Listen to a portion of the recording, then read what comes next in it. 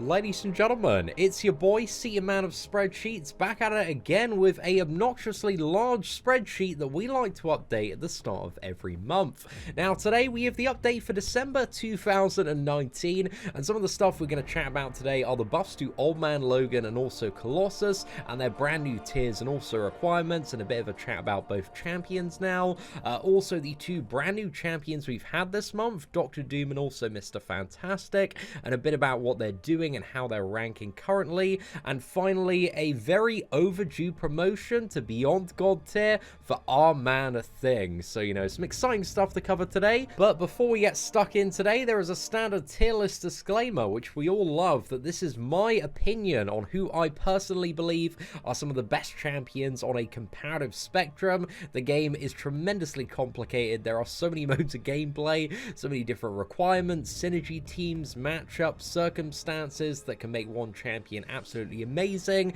in one scenario and absolutely rubbish in another scenario. So complicated game is complicated. This is to be treated as a rough guide to what I personally believe are the best champions in this game. But yeah, like, a lot of the characters are really good and really useful for something, but also there are a fair bunch that are a little bit rubbish as well. So now we've covered that super fun disclaimer, once again let's have a bit of a chat about the buffs to Colossus and also Old Man Logan. So both champions are going straight in at the high demigod tier, and alongside his immunity to bleed, Colossus has also been given with his buff an immunity to incinerate and also cold snap and frostbite. But this man now generates armor for days as well. There are so many stacks of armor you get with this dude, so it makes him a really good havoc counter for a lot of matchups and scenarios.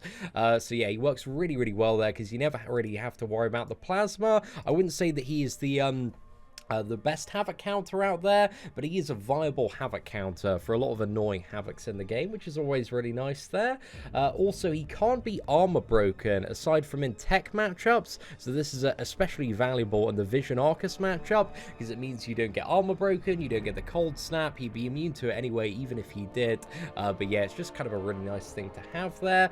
Colossus also has really solid damage output in any scenario where you can parry in heavy, because you've got to interrupt a stun with a heavy attack to gain the massive fury on Colossus, and if you can do that, there's really good damage output to be found. But also for the damage output, ideally you do need his awakened ability, very high signature level, and also Emma Frost and Omega Red to give you more power gain and also more attack for every stack of armor you have. But when you do, man, the damage is pretty damn impressive there. And also finally, Colossus has double power gain when anything affects his ability accuracy, so matchups like Domino, Black Widow, where there's stuff reducing his ability accuracy, he has like double power gain there, which is quite nice. But also, like, the ability accuracy, it messes up stuff as well, like, your stuns, your parries, which in turn reduces your damage. So that kind of just makes up for like lost damage in those matchups, really.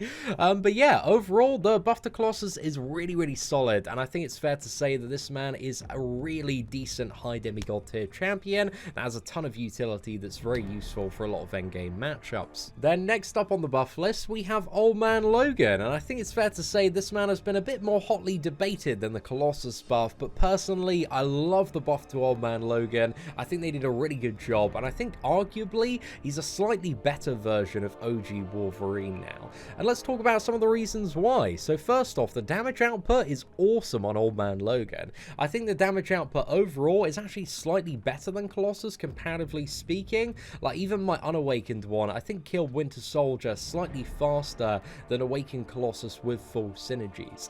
And you don't need like any additional synergies for Old Man Logan, but ideally you do need like 5 out of 5 deep wounds in order to make those critical bleeds like crit extra hard there. So the damage output is just really good.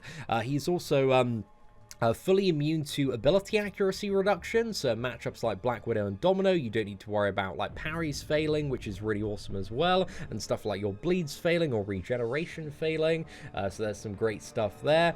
Now, one of the biggest things about this character's revamp, man, is the regeneration is huge, especially if you have the Sabretooth synergy. There is so much regeneration potential, it's honestly mad. I think it's about like 40 to 50% health every single minute if you're playing fairly aggressively with the Sabretooth synergy, which makes him like top 5 regen in the entire game.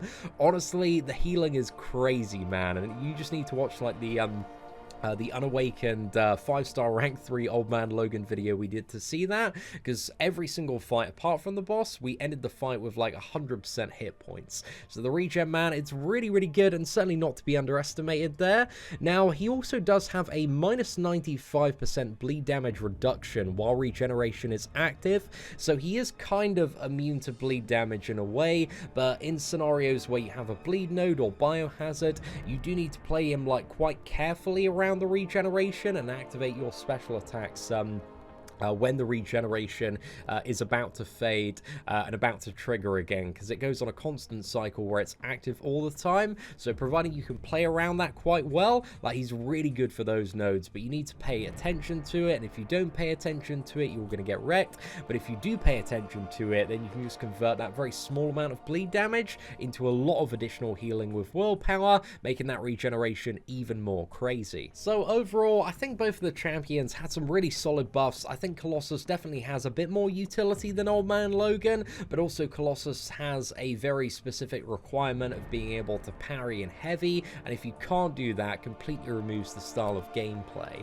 So I think, again, both buffs are really, really solid. They both have their pros, their cons in all sorts of matchups, but the bottom line is both of the champions are at least like 3 times better than they were previously. Colossus, maybe even 10 times better, man. They've both got some really, really decent buffs.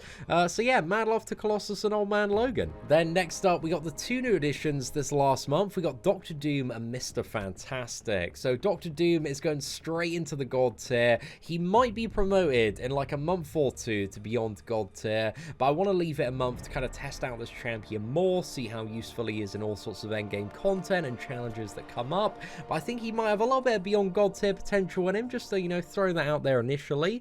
But Dr. Doom has like absolutely amazing damage output, and he is very, very fun to play. I cannot get enough of this champion. He's just so enjoyable with his rotation. He rinses the majority of matchups where there are a lot of buffs to take advantage of with Mystic Dispersion, and also any source where there's like lots of power gain that he can steal back, because power steal is kind of one of the cornerstones of Dr. Doom there. He has stagger on heavy, triple nullify on special 1. He's immune to armor break and shock, so this is really useful for matchups like again, Vision Arcus with the armor break immunity, no armor break, no cold snap there. Also stuff like EMP mod and shock nodes, because he's not going to take any damage from those, so that's always like very, very nice to have as well. Also, while his aura is active, which is really the majority of the time, his special attacks are unblockable. Light attacks also give the opponent no power and steal power, so that's just crazy for high power gain scenarios there. And also contact has a 30% chance to nullify any buff on the opponent. So yeah, there's just like 3 sources of, like, you know, staggering buffs and nullifying buffs there, which just makes him a very good counter to a lot of buff heavy matchups. And yeah, from what I've seen so far, he's just very good for like so many different matchups and fights and stuff like Variant 1, Variant 3, Act 5, Act 6 as well. So he's having some really solid value across a lot of the end game. I haven't seen much of Dr. Doom yet in stuff like Alliance Quest, Alliance War, but I think he is going to have his uses. So we're going to have to follow Dr. Doom quite closely in the coming months, but I think at the worst case scenario, this champion is a very solid God tier addition to the game. And I think they did a really, really good job on Dr. Doom. Next up, we have the 2nd new addition, Mr. Fantastic, and you can see this guy has a lot more icons than Dr. Doom has. So Mr. Fantastic, like, ideally needs his awakened ability, a fairly high signature level, and also the full Fantastic 4-team synergy and an additional Mr. Fantastic to really be a champion that's like, oh wow, this is a pretty damn good character. Like, without it, like, he's okay, man, but if you want to get the most out of him, that is what you need with Mr. Fantastic. So there's certainly a lot to build around him, whereas Dr. Doom, he doesn't even need his awakened ability, man. You can pair him with pretty much anyone, and he's going to be a really, really good character. So I like Mr. Fantastic, but I think Dr. Doom is the, you know, the crowning champion of this, last month, I would say. But Mr. Fantastic, he's really good damage output with the full Fantastic 4 synergy, and again, one more Mr. Fantastic as well. When he gets ramped up in the right scenario where you can stun and also use heavy attacks. So again, just a lot of additional requirements, and he is like a little bit annoying to play as well, because there are these debuffs that you constantly need to refresh every like 12 or so seconds with heavy attacks. So yeah, he is he does have his problems. He's not the most convenient character to play, but he does have the the ability to block out opponents' power gain and healing when ramped up. However, he doesn't reverse power gain or regeneration, and that's really annoying about this character because it kind of massively puts him in the shadow of champions like Void, Captain America, She-Hulk, these champions that can actually, you know, reverse these effects. So, yeah, that's a little bit annoying, man. A little bit annoying, but he fully blocks it out as long as you can stay aggressive there. He also has the ability to decrease the opponent's defensive power rate by 66% when his full debuffs are applied to the opponent. So yeah, that's really good for scenarios where you don't want your opponent gaining much power, and you want to start off with a defensive power rate reduction as long as you have the pre-fight ability active. You also have a taunt and a single stagger on the special one. A little bit of utility there for when needed. Also, its evade mechanic can often save you if you mess up, which is really nice. If you watched the gameplay video yesterday, it did save me a few times there. So yeah, that's a nice little buffer of safety. And also, he provides decent synergies to the Fantastic Four and also Tech and Science champions with the Power Sting synergy. We did a video on like Thing and Mr. Fantastic, and honestly, man, one of the best parts about Mr. Fantastic is just how much better it makes Thing with the Sting synergy, and also kind of unlocks this like slightly alternate setup with Thing where you can have Mr. Fantastic, the champion of Thing, and then you have like 2 free slots for other champions. So you don't need to commit to the full team there, which is really nice. So you can add in Heimdall for a little bit of safety, but if you need like 2 bits of unique utility, you can build in other champions as well. And I think that's one of the reasons, but even like without that man thing, I think he just deserves to be in the Beyond God tier. This champion is a ridiculous cheat code. There's so much content. Variant 2, Variant 1, like loads of stuff in Variant 3 as well. Act 5 demolishes that. Regular Uncollected's just in the bin. Act 6, so good for so much stuff there. So I think, you know, Thing is just so deserving of that Beyond God tier placement. A truly ridiculous champion when you have the champion synergy and also the skill to play him, because Thing, you are always playing on the edge. It is never a safe time at all, but the better you get at this game, the more you will appreciate and enjoy Thing, and I think he's very deserving of that Beyond God tier ranking. But anyway, ladies and gentlemen, that is it for the December update to the Marvel Contest of Champions tier list. Hopefully you did enjoy today's update video, and if you did, please do smash that like button. That'd be greatly appreciated. Aside from that, thank you very much for watching, take care, and I hope that you have an absolutely fantastic day.